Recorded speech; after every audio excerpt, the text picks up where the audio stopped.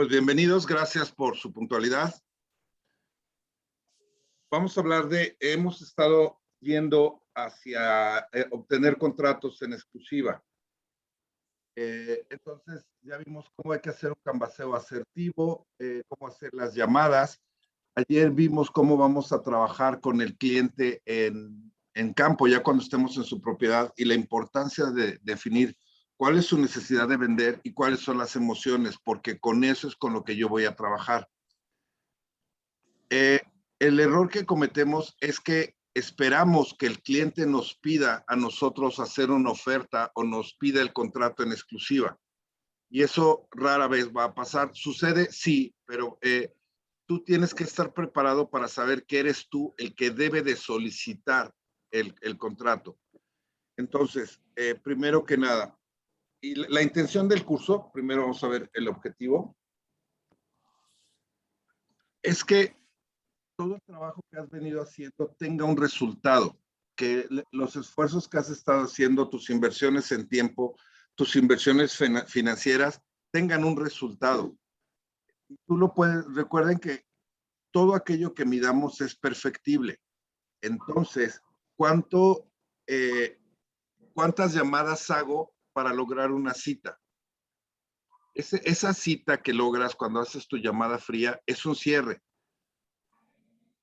Ya que tienes la cita y haces la presentación, ¿cuántas presentaciones hago para obtener un contrato en exclusiva? Eso también es un cierre. Y al final, ¿cuántas veces muestro una casa y cuando la vendo? Evidentemente es el cierre. Entonces, en todo momento tienes que tener tu objetivo muy claro para llegar a cada uno de esos cierres y vas a medir dónde estás fallando. Hago 50 llamadas para obtener una cita. Ok, no estás identificando el cierre de la llamada fría. No estás identificando en qué momento tienes que pedir la cita y la pides antes de darle la inquietud o la curiosidad al cliente o la pides después cuando él ya perdió el interés contigo. Lo mismo con el contrato en exclusiva, o pides el contrato antes y no le has ofrecido nada, no sabes cuáles son sus emociones, evidentemente te lo va a negar, no estás recibiendo nada a cambio. O dejas pasar el momento y él ya está maquilando otro tipo de ideas, o ya le diste ideas de cómo hacer la comercialización de su propiedad. Estoy mostrando la propiedad y en el momento del entusiasmo del comprador, no lo aprovecho para hacer el cierre. Y lo dejo que empiece a pensar, y si él está pensando, evidentemente lo primero que va a estar haciendo es comparar la casa que está viendo con las que ya vio más las que le falta ver. Y el momento emocional que tú tenías para hacer el cierre lo dejaste ir. Entonces tienes que medir cada uno de tus procesos para saber cuál es el área que puedes perfeccionar y revisar cómo es que estás mostrando la propiedad, qué le dices, qué hacen ellos, qué pasó en el momento que ya estaban casi midiendo muebles, que ya estaban tocando las paredes, que ya estaban asignando espacios. Esta va a ser la recámara de los niños, esta va a ser la nuestra, etcétera, etcétera. En ese proceso emocional, ¿qué pasó después? ¿Qué dijeron? ¿Qué dijiste tú que hiciste que se perdiera el momento del cierre? Para iniciar, quiero que me digan, por favor, ¿cómo definen ustedes un cierre? Los escucho y los leo. ¿Qué es un cierre para ti? El del pantalón. Ay, no es cierto. Cuando hay un ofrecimiento, ¿no? Cuando hay que, perdón. Un ofrecimiento ya informal. Ok. Bueno, no es un cierre, ¿verdad? Pero es parte de que hay un interés ya. Eso es un cierre. Ok. Víctor, alguien por allá, alguien de los que se acaban de integrar, que nos diga para él cuál es su percepción, qué es un cierre. La vez pasada que platicamos de los cierres, comentábamos que, pues en nuestra perspectiva, el cierre es, o yo así lo tengo estipulado, pues ya cuando hasta cobras, ¿no? Porque pues, un cierre de una venta, pues, vendida hasta que uno llega a hacer el cobro de nuestra comisión. Pero bueno, tú hacías otros comentarios sobre el cierre es en el momento en que el comprador ya hace una propuesta de la propiedad.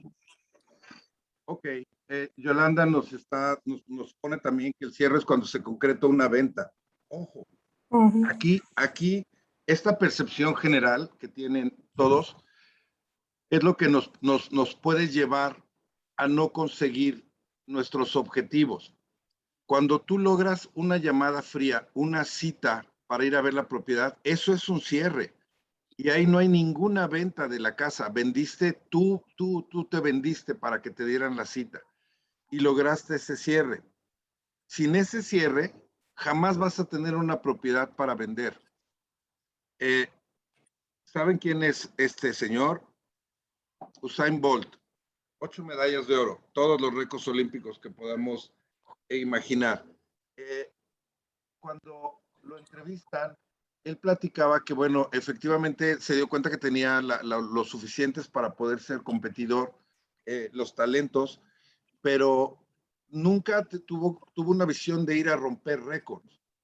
Cuando él empezó a ejecutar, posterior a haberse entrenado como cualquier ser humano, fue que empezó a competir, y cuando él empieza a competir se da cuenta de sus logros. Él hace una retrospectiva del tiempo que se preparó y el momento que duró su gloria. Evidentemente pasó a la historia, ¿no? Pero el tiempo de la carrera y cuánto tiempo se preparó antes. Su objetivo fue siendo primero prepararse, después ser un atleta, después ser un atleta olímpico y posteriormente empezar a ganar medallas. Nunca inició el proceso pretendiendo romper récords o pasar a la historia. Él dejó que eso sucediera como consecuencia de la preparación que él estaba teniendo. Entonces, bajo la perspectiva de preparación, camino y procesos, les vuelvo a preguntar, ¿qué es un cierre? Una cita. La La cita llamada primero, obtener la llamada, luego ya la cita. Yo quiero que perciban el cierre como una consecuencia. ¿Me explico? El cierre, adelante, Es el adelante. resultado, ¿no? Es Es como, correcto. por ejemplo, lo que dices de Usain Bolt, se entrenó tanto tiempo para tener un resultado que era ganar la medalla o el récord, ¿no? Entonces, llegar a un objetivo, y ahorita lo que tú planteas es que dentro de la venta tienes que ir cumpliendo varios objetivos. Primero, opcionar la propiedad. Después, negociar con el cliente que te pague el 5% con una exclusiva, otro cierre. Después, llevar a clientes que les interese la propiedad y que hagan una oferta. Después, hacer todo el trámite en la notaría para que se haga la escrituración. Y por último, pues cobrar, ¿no? Entonces, como que lo que tú haces es ir avanzando poco a poco. Usain Bolt, primero, pues su primer récord, después una medalla de oro, después el récord olímpico, después el récord mundial, después romper su propio récord y estar avanzando cada vez, ¿no? Es correcto. Así como lo planteaste, quiero que tengan claro que el cierre no es un objetivo. Si tú estás concentrado en el cierre, lo que va a pasar es que vas a atropellar el momento. Muy probablemente pidas lo que el objetivo real de ese momento antes de tiempo, porque estás concentrado en esa parte. Tu objetivo cuando haces la llamada fría es una cita.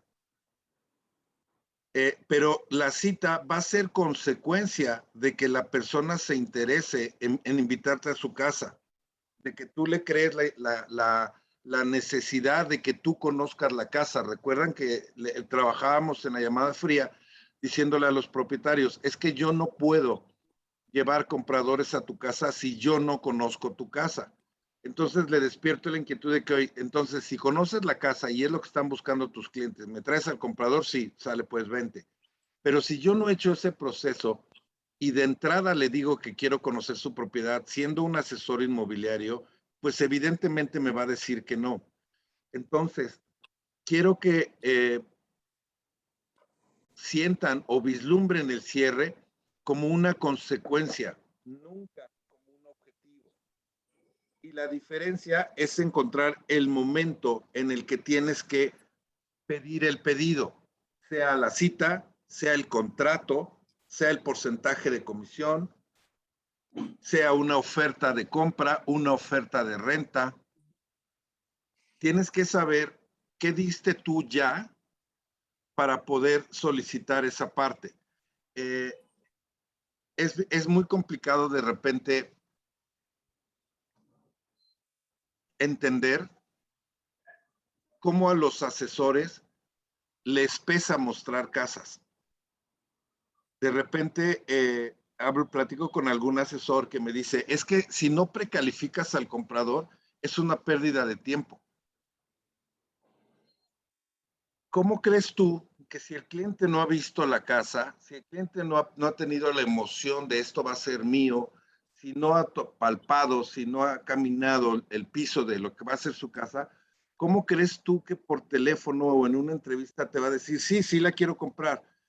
Eso ahuyenta a los compradores. Y bueno, ya hablar de no querer atender a compradores es todo un tema, pero es la manera más clara donde podemos ver que el cliente tiene que tener su momento para poder tomar una decisión. Si no tiene ese momento, pues es completamente absurdo eh, que tome una decisión. ¿Puedo hacer un comentario, Sergio? Por favor, adelante, Víctor. Mira, aquí nosotros ya ves que somos varias personas las que estamos aquí en la inmobiliaria. No te escuchamos. Y yo siempre, sí, yo siempre les comento que hay que, pues, explotar nuestras mayores habilidades, ¿no? Por ejemplo, hay personas que se les facilita mejor las llamadas, hay personas que se les facilita mejor mostrar la propiedad, hay personas que se les facilita pues hacer el cierre o la pregunta de si quiere comprar, pero siempre les he dicho que al fin y al cabo tienen que todos conocer, todos los, pues cada quien atiende a sus propios clientes y no es una escalera de que tú haces una cosa y tú haces otra.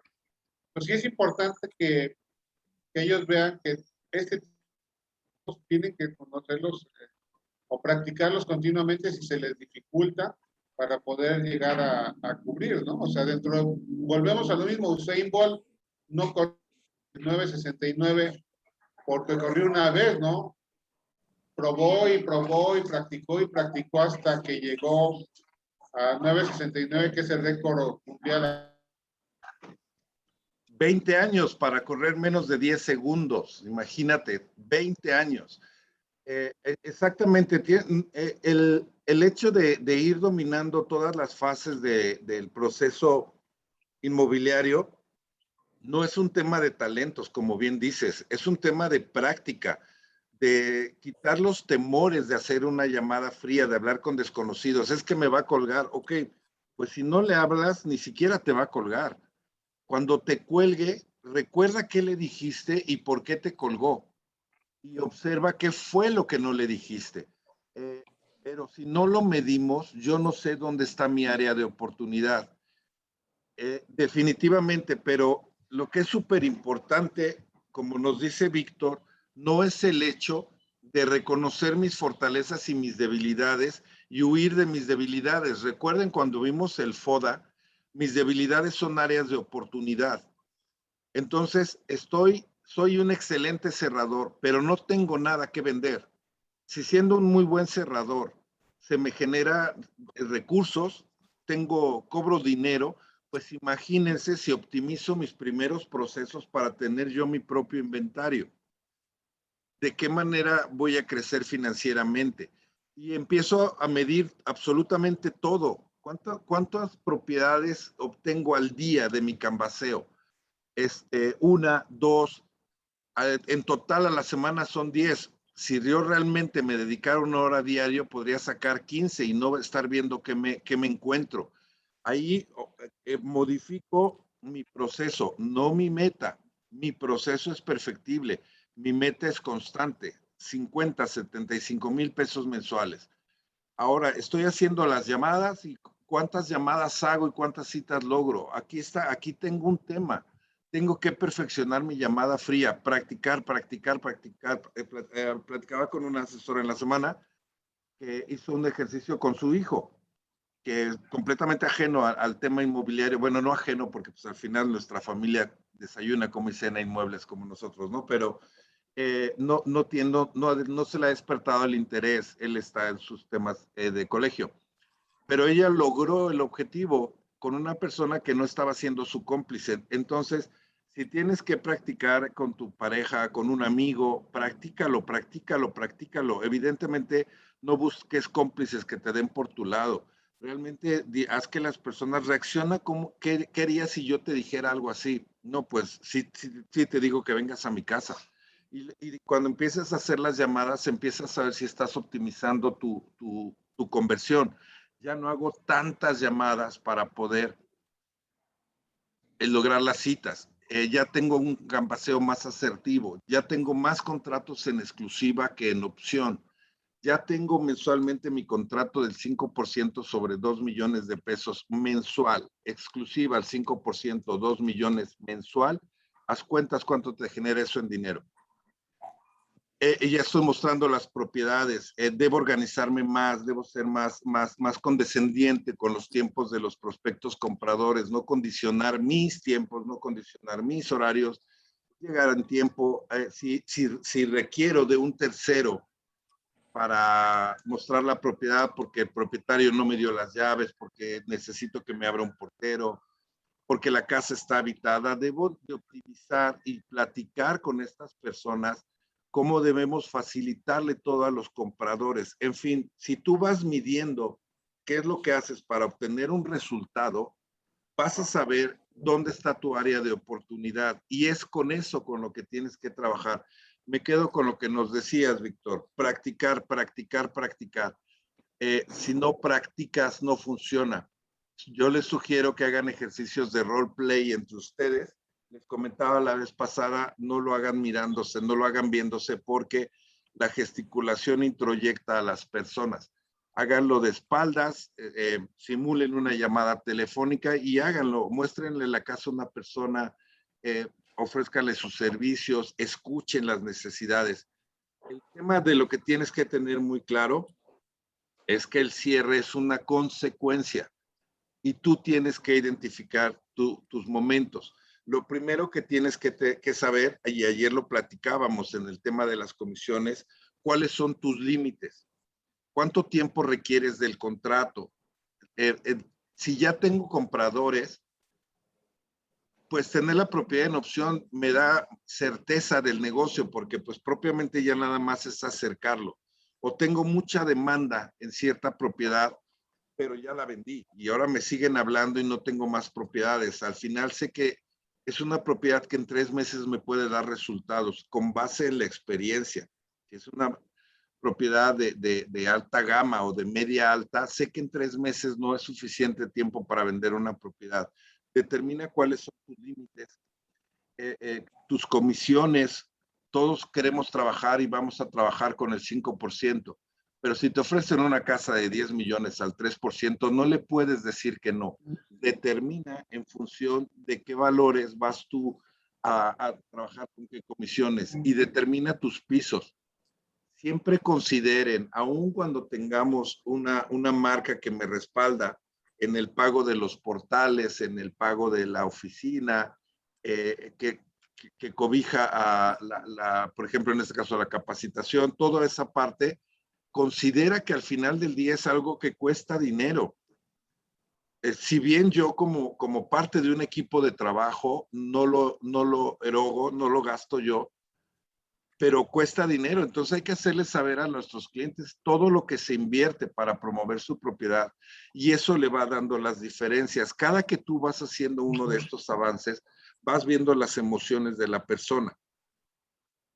Y conforme vas viendo sus emociones, vas a descubrir en qué momento. Recuerda que negociar es una característica obligada de un buen vendedor. Si te estoy vendiendo mis servicios para un contrato, voy a conceder para cerrar. ¿Cuánto cobras de comisión? 6%. No, bueno, es que tengo 2 personas que me cobran el 3%. ¿Ok? ¿Y qué resultado has tenido con un asesor del 3%? No, bueno, ya hay una persona. No has vendido la casa, si no yo no estuviera aquí. No has vendido la casa. Ellos te cobran el 3% porque no han vendido la casa, porque con una comisión del 3% no puedes hacer inversiones altas en la comercialización. Pero vamos a hacer esto. Yo trabajo con el 6%, firmamos al 5% y yo invierto todo lo que invierto en una propiedad normal cuando trabajo al 6%. Ese es el momento del cierre. En el momento que concedes en favor de él y él acepta que estás concediéndole algo, ese es el momento de firmar. Ahí es donde le das el contrato. Y si él te dijera, no, bueno, espérame, déjame pensarlo. Ok, el 5% es ahorita. Si quieres pensarlo y platicarlo, estamos hablando del 6%, porque yo ahorita puedo tomar decisiones de mostrar la propiedad a algunas personas que están interesadas, porque en este momento puedo hacer inversiones de comercialización, pero si posponemos el contrato, partimos de lo que es el genérico de mi trabajo. Entonces lo llevas a tomar la decisión, ¿me explico? Si no firmamos en este momento, te cuesta el 6%. Si firmamos en este momento, te cuesta el 5%, pero eso no es cuando tocas la puerta, entras y le dices de entrada, yo cobro el 6%, pero ¿qué onda? Si firmas ahorita, no, espérame.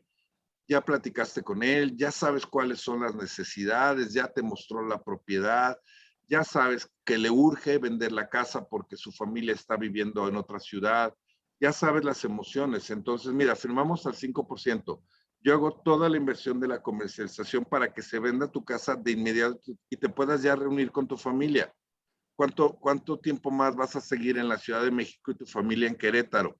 Entonces, le estoy dando algo, soy incisivo en la necesidad que tiene de vender y trabajo con las emociones, pero yo no voy a poder hacer eso si no he trabajado en descubrir por qué quiere vender su casa y cuál es su necesidad real de venta y cuál es su factor tiempo. ¿Preguntas, comentarios? Yo no. Importante, aprende a decir que no. Recuerdan que ayer vimos los 4 acuerdos y hablábamos que una condición es que sepamos decir que no. Tenemos los factores de comisiones, ya sé cuál es mi piso, ¿ok? Entonces, si un propietario me dice, no, mira, lo más que te puedo pagar de comisiones sería el 4% y no te firmo en exclusiva. Ok. Si es en opción, requiero el 6%. Si quieres pagarme el 4%, requiero la exclusiva y tú decides. Pero tú ya le ofreciste un montón de cosas, ¿estamos de acuerdo?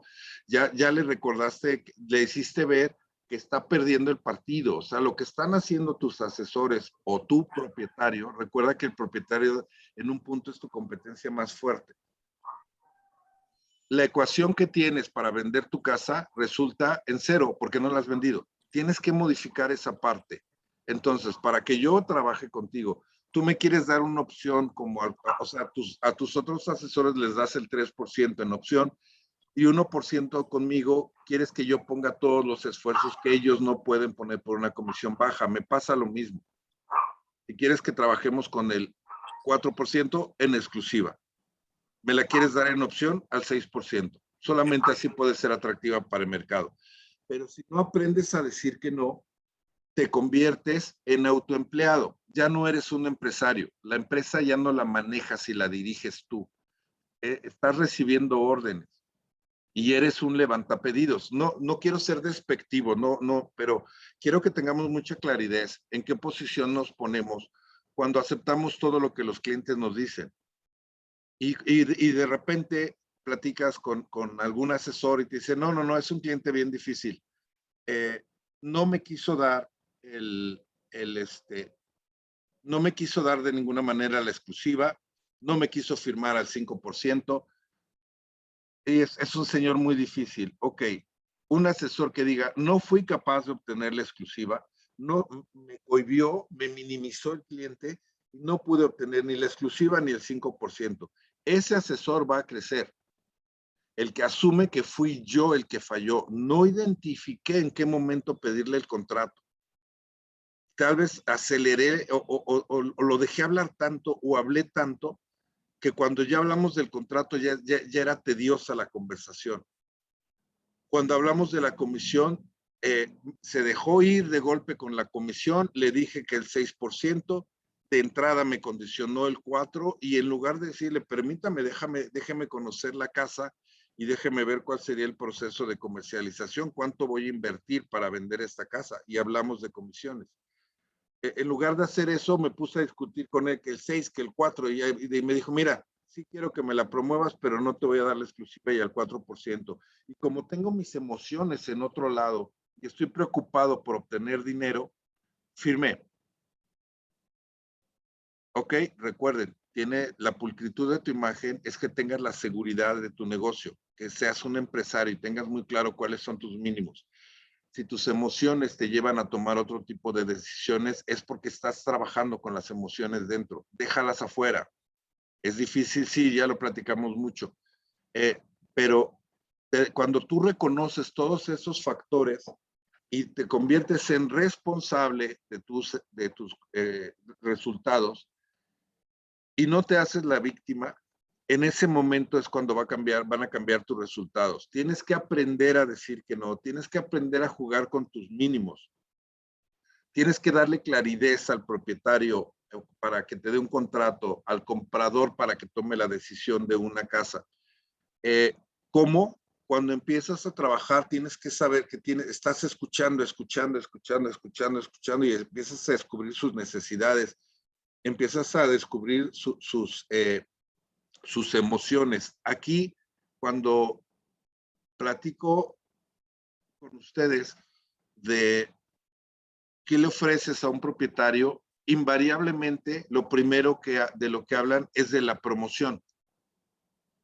Y hablan de la promoción haciéndome saber que tú, de manera general, profesional, promueves las propiedades en por lo menos 10 portales inmobiliarios, 6, 8. Si fueran 3, son 3 que cuestan dinero, es lo que tienes que tener muy claro. Pero estás en más de 3 portales inmobiliarios y se lo dices al propietario. Ese puede ser tu mejor golpe, ese puede ser tu momento del cierre. Pero si ya se lo dijiste hasta por teléfono, pues evidentemente ya perdiste tu mejor herramienta. Como lo primero es saber qué necesidad tiene él para vender su casa y que identifiques cuál es tu mejor herramienta. Cuando tú sacaste el teléfono de la lona o de internet, recuerdas que lo pusiste en Google para saber qué tanta promoción se le estaba haciendo a su casa. Cuando hiciste la llamada fría, te diste cuenta que no había otra inmobiliaria, o sea, no está en varios portales, está en uno o en dos, y uno de esos portales es gratuito. Ahí tienes tú uno de los factores que han llevado como resultado no vender su casa. Tú lo vas a modificar, porque hay dos cosas que tú tienes y el propietario no tiene. Número uno, voy a promoverlo en más portales, pero tengo la experiencia de dar una redacción profesional al anuncio para que se posicionen los buscadores. Y número dos, yo trabajo con un equipo. No soy el único que está vendiendo esa casa. Somos un equipo que vamos contra él. Antes de que tú platiques con él, tú ya tienes identificadas cuáles son tus mejores herramientas. Si cuando estás trabajando con él, de repente te dice, no, es que ya me da miedo. La vez pasada vino un fulano y en lugar de estar viendo la casa, estaba viendo la marca de la televisión, es donde estaban conectadas y dónde estaban las llaves. Me dio mucho miedo. Entonces tú ya sabes que tu mejor golpe es la seguridad. Empiezas a identificar cuál es tu mejor herramienta, qué es lo que de lo que él carece, qué es lo que, de lo que él padece. Eso tú lo puedes modificar con promoción, con profesionalismo, con la seguridad del anonimato, dando tú la cara por él con los compradores, identificando a los compradores, todo aquello que él no puede hacer y tú puedes hacer. Esa es tu herramienta de cierre, pero no la puedes gastar de entrada. Recuerda, escuchar, escuchar, escuchar, escuchar, preguntar, preguntar, preguntar. Y evidentemente indagar cuál es el fondo de lo que él te está diciendo. Tú oyes algo, pero ¿qué escuchaste? Coraje, tristeza. Todas esas emociones que él tiene son tu herramienta de cierre.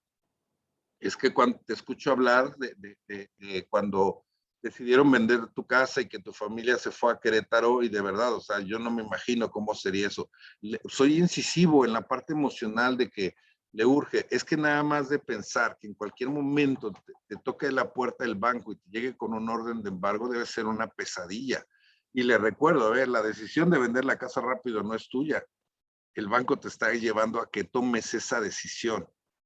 Entonces, pero yo no voy a poder trabajar con eso si no lo he escuchado. No, es que de verdad no vengas en la llamada fría, ¿no? No voy a trabajar con inmobiliarias. Bueno, te debo preguntar, ¿estás vendiendo la casa? Sí, sí, pero no me urge. Pero la estás vendiendo. Sí, ok. Y yo tengo un comprador y no se la quieres vender a una persona que no conoces. Vele dando claridad y ve viendo cuáles son realmente, pero lo más importante, el uso de tu mejor arma debe ser al final. Eso, cuando tú sabes que su factor es tiempo, tú recuerdas que llevas una carpeta de Y si es presentación. mentirita y no tengo un cliente, ¿cómo le hago luego para justificar eso? Cuando tú no tienes un cliente presente, pero vas a tener un cliente a futuro. Así, pero me va a decir, no, que ya tenías un cliente. Sí, pero es que el cliente que yo tengo está buscando recámaras más amplias. La casa que vimos anteriormente descalifica su casa sin patear la casa, ¿no? Es que este cuchitril no lo va a querer mi cliente. No, o sea, pero sí le puedes decir, ¿sabes qué? Una condición de mi cliente es que no tuviera vista tan hacia la calle, porque él trabaja, es médico y duerme de día y con tanta luz no le va a funcionar. Por eso es importante que yo conozca la propiedad antes de traer a los compradores. Pero, y bueno, descalificas la propiedad con algún espacio, con algún servicio. Si tú te das cuenta de que la cocinita es una cocinititita, dices, no, fíjate que ya vimos una casa con una cocina práctica y él está buscando un animalón de cocina, ¿no? Prefiere tener cocina que comedor. Pero pues antes de eso ya tengo que haber firmado, ¿verdad? Sí. Ya luego darle esa explicación. Es correcto, descalificas la casa y dices, pero bueno, pues déjame terminar de conocer tu casa, ¿no? Y empiezas a platicar, a preguntar, a preguntar, a preguntar, a preguntar, a saber qué dice. ¿Qué va a pasar cuando él también va a querer un intercambio, ¿no? Entonces viene la respuesta, vienen sus preguntas. Y una pregunta que nos puede interrumpir la presentación es la parte de las comisiones. Bueno, pero para empezar, ¿cuánto cuestas? Yo trabajo con el 6%. No, es mucho, o sea, de verdad, ni perder el tiempo es mucho. O sea, si me dejas conocer tu casa, yo puedo saber cuánto voy a invertir en la promoción de tu casa y podemos platicar de las comisiones. Si definitivamente si el 6 no me sale y tú no me quieres pagar el 6, pues lo dejamos así, pero pues déjame terminar de conocer tu casa y cuéntame cómo compraste tu casa y continúas. Aquí el tema es que jamás, nunca te va a dar una respuesta. Y responde lo que te preguntan, por el amor de Dios. Si te preguntan, oye, ¿cuál es tu apellido? Bueno, mi familia es de Guadalajara y con mis abuelos, o sea, te preguntó tu apellido, no tu árbol genealógico, la historia. ¿Por qué nos es tan difícil escuchar? Te preguntó una sola cosa, respóndele eso que te preguntó, porque eso es en lo que él está inquieto. Y si tú evades esa pregunta, vas a acrecentar su inquietud. Él necesita para algo la información de lo que te pregunto, para algo, ¿ok? Significa que tiene una inquietud por eso que te está preguntando. Si tú arrancas con evasivas o con historias o con cuentos, vas a acentuar su inquietud. Si le respondes directo, la única condición es que le respondas y le vuelvas a preguntar. ¿Ok? Preciado, tu apellido es Morantes, ok. Bueno, entonces me estabas platicando, cuéntame, ¿por qué, cuándo compraste tu casa? ¿Cómo la compraste? El tema, cuando tú le preguntas, es que lo mantienes pensando. Esto se va a oír muy feo, pero quiero ser claro. Lo mantienes pensando, no razonando, ¿ok? En su raciocinio, él tiene de manera muy pragmática que no quiere asesores y no va a pagar al 6%. Entonces, si yo lo mantengo pensando, empieza él a razonar de que, bueno, tiene razón. Al final tengo 2 asesores al 3% que ni me acuerdo cómo se apellida uno de ellos. La segunda, pues sí es cierto, el banco ya me está correteando, pero lo tengo pensando, ya no lo tengo aferrado. Hay un arraigo emocional con las casas o con mi ideología y moverlo de esas sensaciones es solamente pensando, porque si le permito ponerse a analizar, en algún momento de manera automática él va a pensar de que, bueno, yo ya había decidido que inmobiliaria no, ¿por qué estoy escuchando a este individuo, no? Y yo ya había decidido que si fuese el caso, pagaría un 3%, porque eso me va a pasar porque yo no lo estoy poniendo a pensar. En todo, mientras él esté platicando, él esté hablando, él me esté respondiendo, yo lo esté escuchando y le siga haciendo preguntas y le esté demostrando que su ecuación es una ecuación que no da resultados. Mientras yo lo mantenga ahí, estamos realmente avanzando. Como cuando con quien todo lo que puedas preguntar. Algo súper importante, si te das cuenta que la plática está siendo muy generosa, identifica que estás avanzando y clarifícalo todo, déjame entender. Entonces, tú empezaste a intentar vender tu casa hace 6 meses, por lo que me platicas. Después llegaron los asesores y a uno de ellos le firmaste un contrato hace 3 meses, pero no en exclusiva. Y otro que vino de palabra le dijiste que podía vender tu casa. Sí, eso pasó. Ok. El resultado es que no has vendido la casa. ¿Estamos de acuerdo? Bueno, ya vinieron. Entiendo todo lo que me puedas decir, pero no hay una oferta firme, no hay un anticipo, no hay un contrato de compraventa, no.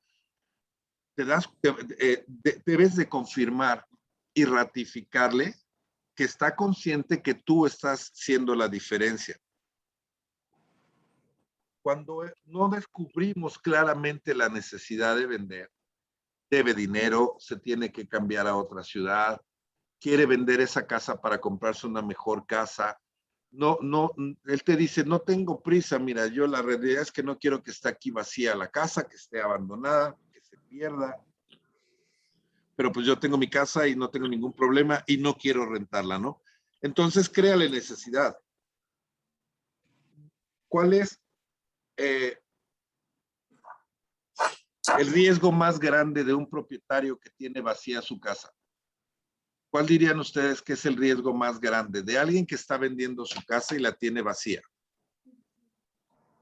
Los leo y los escucho.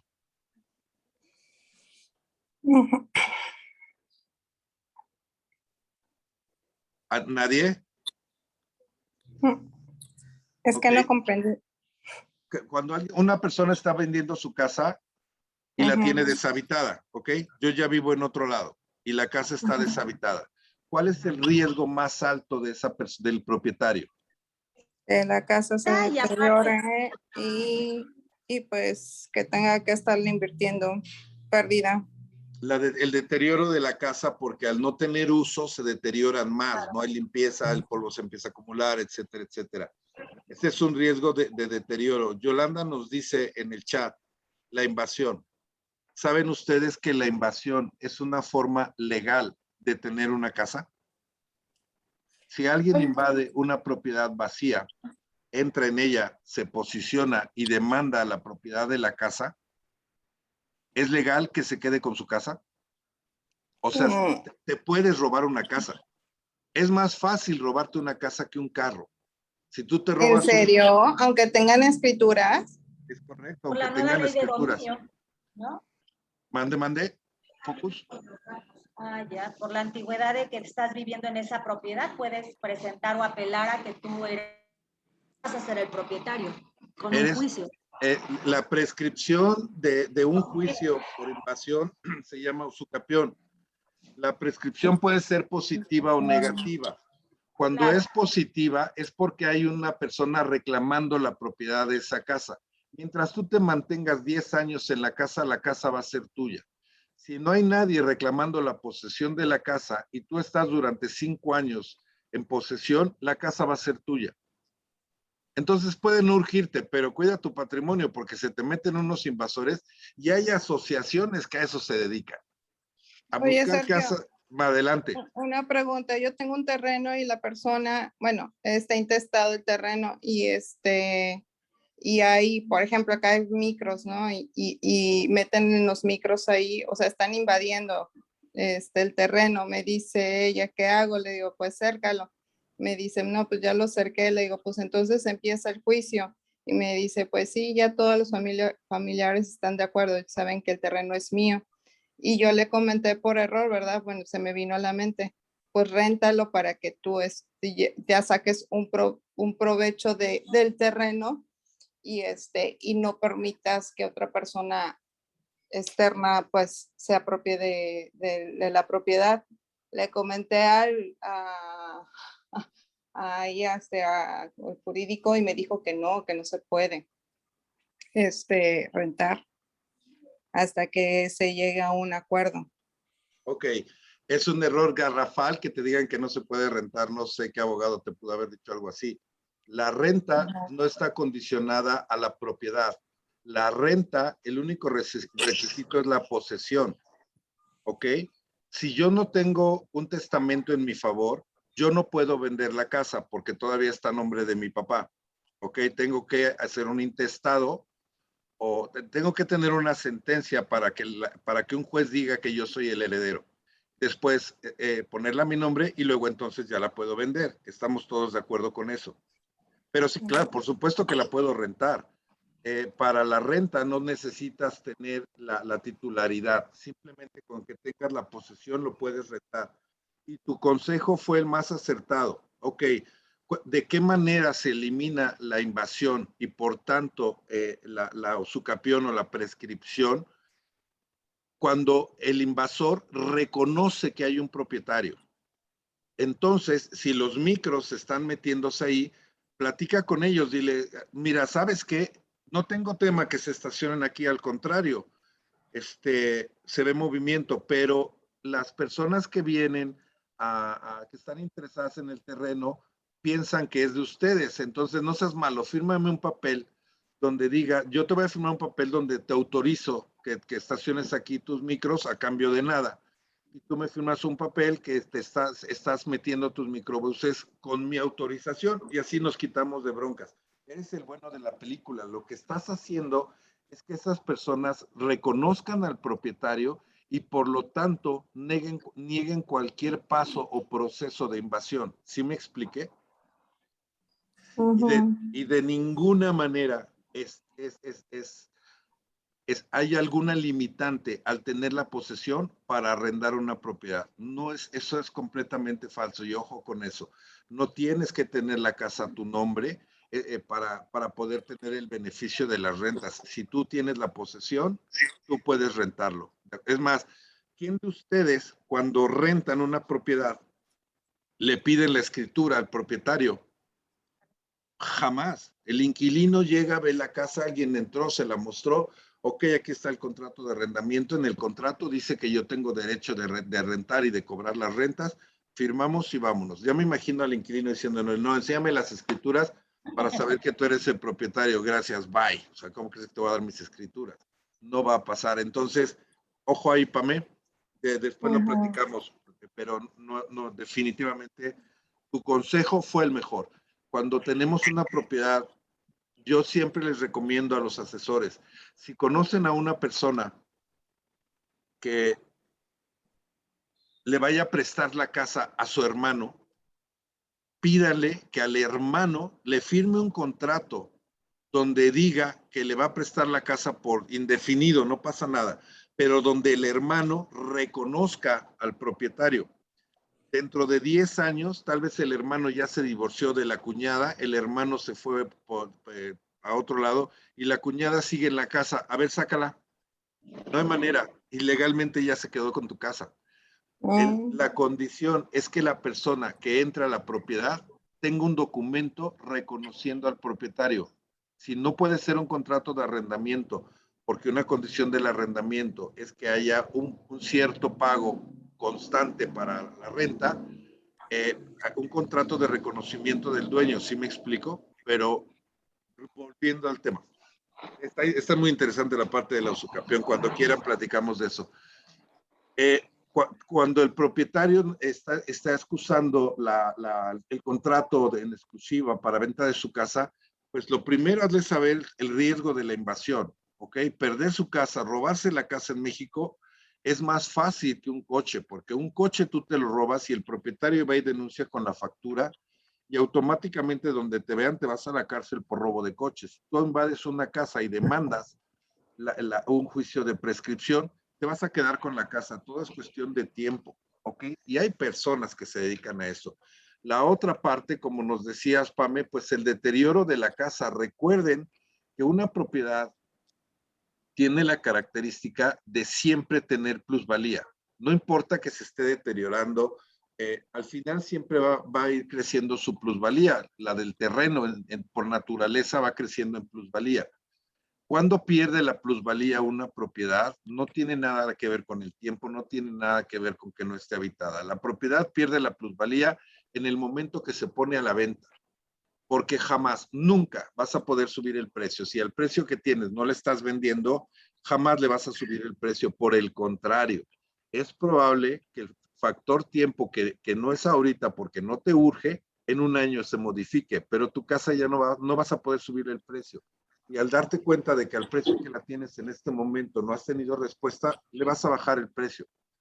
Entonces, si tú no haces una estrategia de comercialización óptima, el factor tiempo te va a dar la razón de la urgencia.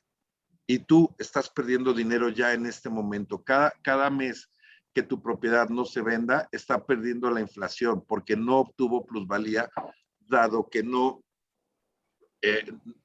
puede subirle el precio si en este momento no hay interesados, pues mucho menos más adelante. Y si no es ninguno de esos casos, pues desiste de la venta porque realmente estás castigando tu inversión. La parte de la seguridad, eso ayer platicábamos, todo lo que le puede pasar a un propietario y hablábamos de no ser un asesor rojo, pero no podemos ignorar que hay historias muy fuertes de personas malintencionadas que saben que al entrar a una casa que todavía está habitada, van a estar dentro con el propietario indefenso ante todas sus cosas. Tarjetas de crédito, tarjetas de débito, claves.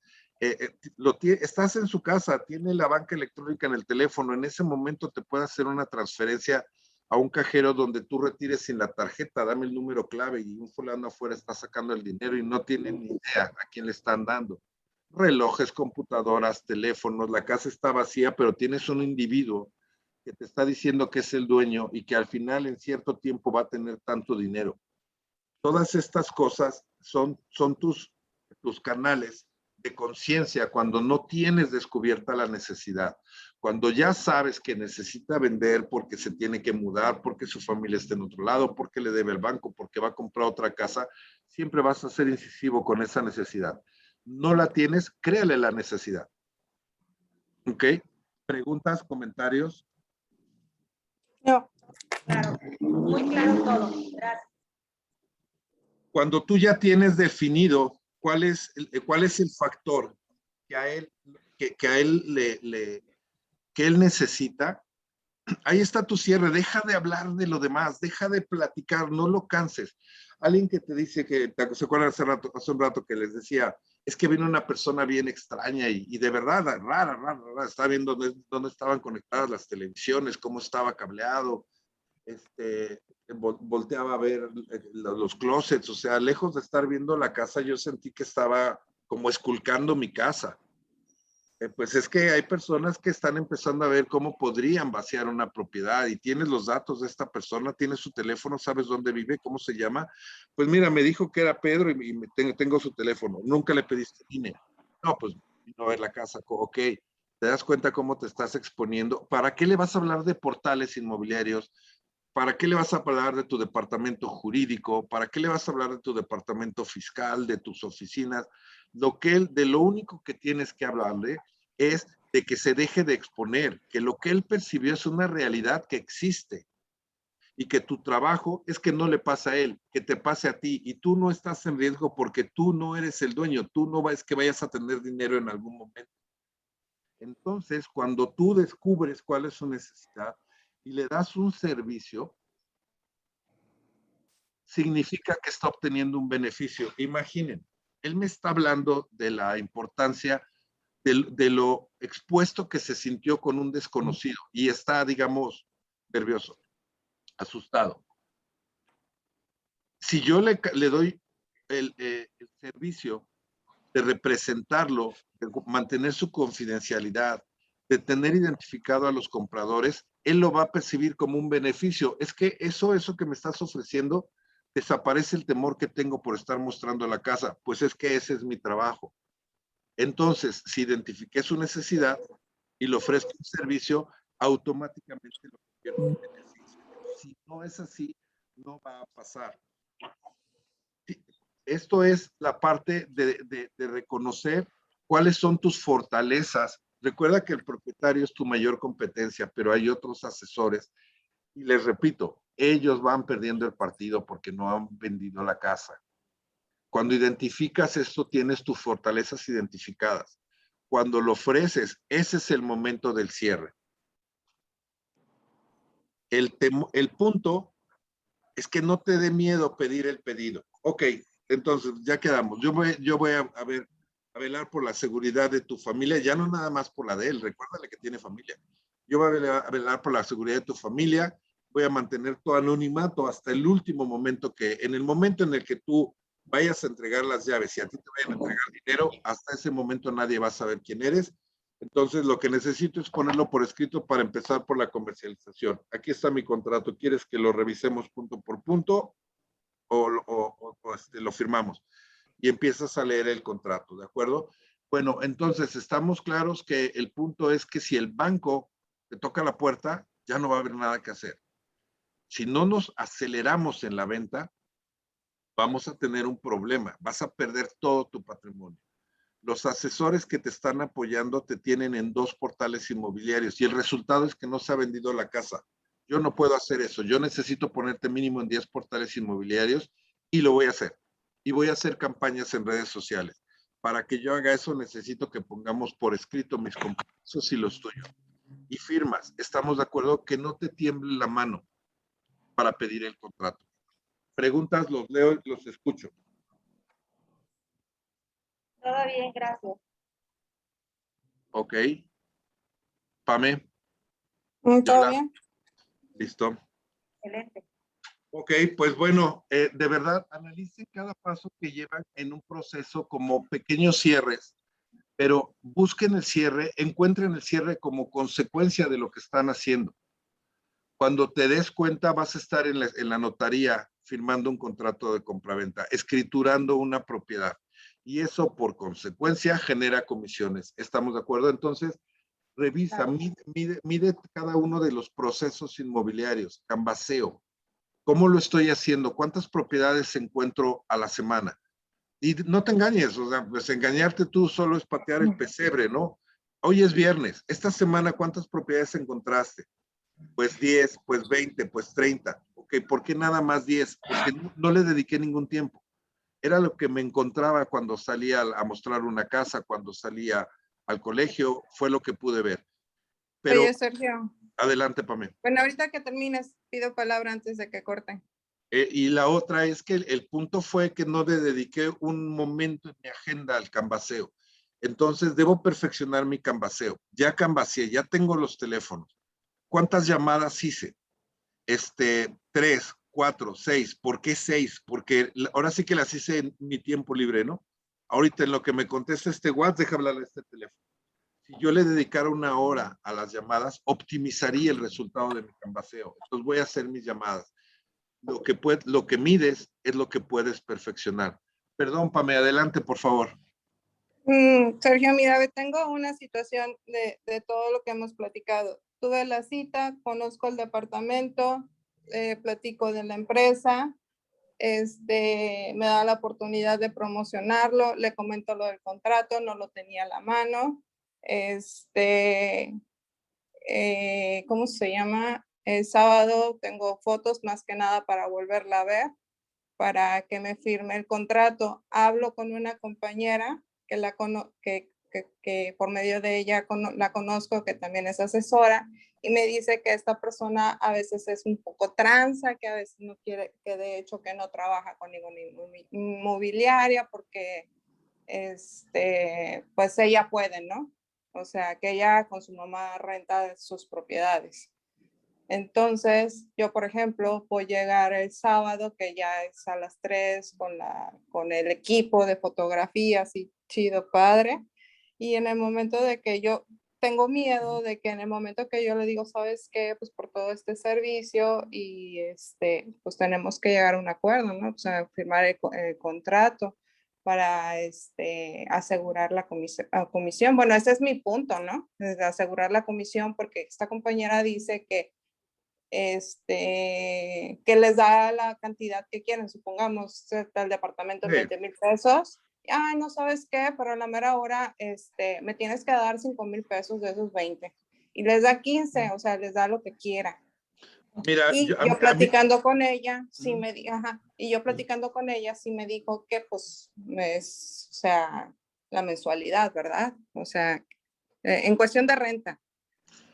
A mí, me funciona. Y fíjate, vas a llegar ya con el equipo de fotógrafos profesionales y de verdad, cuando llegan y ves los equipos y todo, impacta. O sea, sí te das cuenta que no es como que estás tomando fotos con el celular. Llegó un profesional con mamparas, con lámparas, con luces, etcétera, etcétera. A mí lo que me funciona es decirle, mira, este fotógrafo ya nos costó dinero. O sea, traerlo aquí ya me costó 7,000 pesos. Entonces, mis socios estamos de acuerdo en hacer este tipo de inversiones para acelerar la promoción de tu casa. Pero para tener claros los compromisos que tenemos, necesito que me firmes un contrato. Necesito que firmemos un contrato. Aquí está el contrato. Si algo no te gusta, dímelo. Y si ahí te va a decir, es que mira, lo que pasa es que yo les pago un mes de renta, pero yo les pido el 25%. Ok, entonces anótame que me vas a pagar el 75% de las rentas, del equivalente a las rentas. Y evalúalo, Pam. Si tú dices, ok, son rentas de 20,000, rentas de 30,000, son 6 departamentos, por el 75% de la renta, vale la pena. ¿Sí me explico? Recuerden que tenemos que tener muy claro cuál es el piso. ¿Cómo provoco yo el contrato? No lo hago personal, le hago saber, y en tu caso es real, que todos tus socios acordaron tener certeza en las inversiones que hacen con la fotografía profesional y con todos los portales que promueven. Entonces, ¿cómo tengo la certeza? Yo les tengo que demostrar a mis socios que efectivamente tengo un acuerdo contigo. ¿Cómo? Firmando un contrato. No lo pidas tú como algo que tú necesitas, porque puede percibirse o notarse que desconfías de la persona. Y eso es lo último que queremos. ¿Estamos de acuerdo? Yo estoy cumpliendo con mi parte.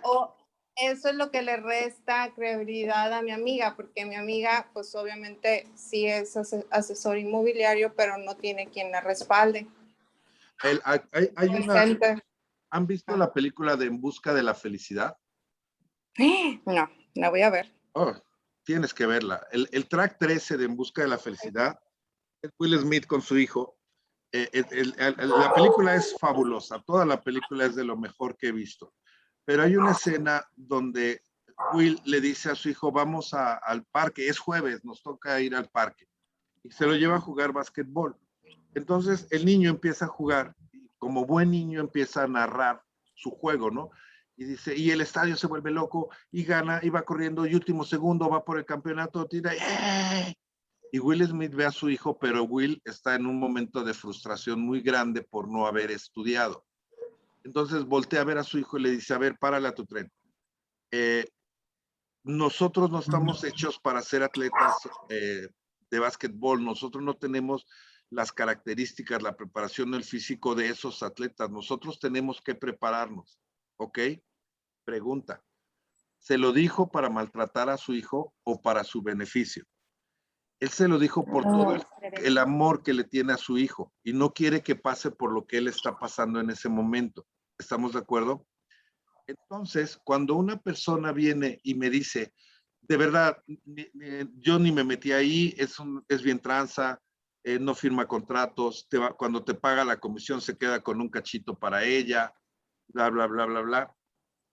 Acto seguido en la película pero esta persona te lo está diciendo, Pame, porque te quiere, porque no quiere que te pase algo que a ella ya le pasó. ¿Vamos bien hasta ahí? Sí. Las personas no nos lo dicen ni por envidia ni por coraje, puede ser por el mayor cariño que nos tengan, que nos estén previendo. Siguiente escena de la película, voltea a Will Smith y le dice a tu hijo, perdóname, a su hijo, perdóname, no permitas ni que yo, ni que nadie te diga lo que puedes o lo que no puedes hacer. Porque al final Will razona de que, ok, ¿por qué lo voy a frustrar? Yo no pude, pero a lo mejor él sí puede. Conclusión, hay que tener mucho cuidado con los expertos y mucho cuidado con los consejos que nos dan. ¿Estamos de acuerdo? Porque no hay maldad, pero lo que debo entender es que ella no ha logrado un contrato. Y fíjate, ahorita en 2 segundos se hizo un análisis, pues es que ella no tiene el respaldo de una inmobiliaria. Ella va sola por la vida, pues ¿cómo se sustenta? Pero si yo le enseño mi sitio web, mi página personal, la página de la inmobiliaria, los asesores, el inventario de hecho mi propiedad, bla, bla, bla, bla, bla, bla. Por supuesto que tengo una razón para documentarlo porque tengo un compromiso de inversión con mis socios. Yo a tu casa, a tus departamentos en renta, mínimamente le voy a meter 10,000 pesos mensuales, simplemente ya del estudio fotográfico, que ya está pagado, ya ven como 7,000 pesos. Mensualmente vas a estar en 10 portales, échale algo así como 10,000 pesos más las campañas que yo haga en redes. Imagínate qué inversión hacemos. Y si no se rentan, si caduca el contrato y no lo rentamos, pues asumimos que la inversión fue un gasto, pero para tener la certeza de que estamos invirtiendo para bien, ponemos una firmita, ¿de acuerdo? Y así tal cual, digo, o sea, ¿qué partes no estás de acuerdo? Es que yo no pago un mes de renta, ¿cuánto pagas en comisiones? Pues la verdad, 75%, ponle ahí 75%. O sea, yo ya invertí en los fotógrafos y de verdad quiero ayudarlas para que se renten rápido sus propiedades. Al final, el mercado de rentas en este momento está siendo atractivo y pues yo hago mi trabajo y tú recibes tu beneficio. ¿Sí me explico, Pam? Esto evaluando si el monto de la renta, si lo que vas a hacer vale la pena. Si me estás hablando de una renta de 6,000 pesos y te quiere pagar el 50%, de verdad, por 3,000 pesos voy a estar dando vueltas. Gracias, no. Aprendamos a decir que no, pero evaluemos nuestro piso. Entiendo que son rentas importantes y que son muchas. Entonces, son de 40,000 pesos, cuesta. Valdría la pena aceptar el 75% de comisiones, ¿no? Pues sí. Pues sí. No veas perdido 25%, ve ganado 75% y no la invites, deja que ella te lo diga. Pero ¿cómo pedirle el contrato? Pues somos una empresa seria, estamos establecidos, el caso de Focus es el mismo.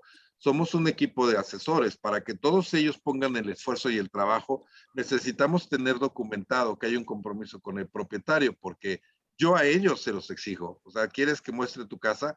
Y si después nos dicen que ni te conocen, no, mira, aquí está el contrato. Entonces, pues ellos tienen todo el derecho a exigírmelo a mí. ¿Me expliqué? Sí, más que nada es para ver si la propiedad corresponde, o sea, es de ella, ¿verdad? Para proteger y todo eso también. En el tema de rentas, con que tenga la posesión o la representación, no tiene que ser el propietario. Posesión y qué documentos se ¿Con qué solicitan? respaldas? Con que él tenga las llaves y la posesión es suficiente. Te puede Ah, presentar la boleta predial, te puede presentar algún aunque no comprobante esté de a su nombre, domicilio. ¿eh? Es correcto. Mm, El contrato de arrendamiento, ya en naturaleza, ahí te pide los datos de la escritura y los datos del propietario, o en su caso, el poder de representación de quien lo esté representando, pero eso ya es en el contrato de arrendamiento. Para hacer la promoción y pactar la renta, la posesión es suficiente. Oye, Sergio, se me quedó más o menos ahí clavado en mi cabeza una vez que comentaron ahí en Neximo, no me acuerdo. Que si en dado caso, por ejemplo, yo rento mi casa y la casa la hacen mal uso, es más que nada para aplicar la póliza. Y hacen mal uso en cuanto, pues mal uso, ¿verdad? Encuentran cosas feas adentro de la casa. Esa propiedad la retiran, se la pueden quitar aunque sea propietario. Cuando el inquilino comete un delito en una propiedad, la ley determina que el propietario es cómplice de manera automática. Anteriormente, durante el gobierno de Peña Nieto, tenían que haber un juicio donde el propietario podría defenderse y tendría que existir la sentencia del juez para determinar como cómplice al propietario. Esto por todas las casas de seguridad que existían. Ya había casas de seguridad fijas, secuestraban gente, la guardaban ahí y si agarraban a los pillos, el propietario se lavaba las manos, pero al final la casa seguía siendo casa de seguridad. Entonces determinaron, no, de ahora en adelante agarramos una casa de seguridad con algún secuestrado y la casa se embarga hasta que el propietario demuestre que no tiene nada que ver. Después se reformó y ahora el Ministerio Público puede embargar la casa y rematarla en ese momento. Cuando hay una denuncia de algún delito en una propiedad por sustancias ilícitas, por algún secuestro, por trata de personas, por un lo que quieras, y el Ministerio Público llega y ratifica que existe el delito, ya no necesita la sentencia del juez. En ese momento, el Ministerio Público puede tomar posesión de la propiedad y si existiera el caso, venderla. O sea, si la van a rematar o de repente, ok, ya la incauto y necesitamos un hospital en la zona, haz hospital esta casa y la tomamos. Y bailó el propietario. A tu pregunta, sí. ¿Cómo evitas esto? Con la ley de extinción de dominio. Ley, ¿qué? Extinción de dominio. En el caso de póliza jurídica ya la tienen contemplada. Ojo, hay pólizas que casi te duplican el precio por considerar la ley de extinción de dominio. Es un párrafo que si quieres te lo mando. Es un párrafo que insertas en los contratos de arrendamiento, donde dice que el propietario es ajeno a la actividad que suceda dentro del inmueble. Esa es linda. El inquilino acepta que el propietario no tiene nada que ver con lo que vaya a pasar dentro de esa casa. Todo lo que les platicé hace un momento de tragedias y de perder la casa y de que el mismo MP tome posesión de la propiedad, desaparece con una sola cláusula en el contrato. Ok, ya entendí. ¿Vale? Sí. Ok. Preguntas, Entonces, comentarios. a mí Adelante, no, adelante, Pame. sí se la quitan la propiedad. Si no está determinada la ley de extinción de dominio, sí es el propietario se considera cómplice de los ilícitos que se realicen en la propiedad. O sea, él prestó la casa para que guardaran gasolina para el huachicoleo. Él prestó la casa para trata de blancas. Él prestó la casa para guardar un secuestrado. Nuestro Estado de Derecho así lo considera. Estado de Derecho. Ok, ¿Vale? anotado. ¿Listo? Si quieres después, si quieres que demos una repasada, me avisas y lo checamos. Víctor, preguntas, comentarios, dudas, algo de lo que se sumó en este momento de posesión, arrendamiento y esas cosas, algún comentario, duda.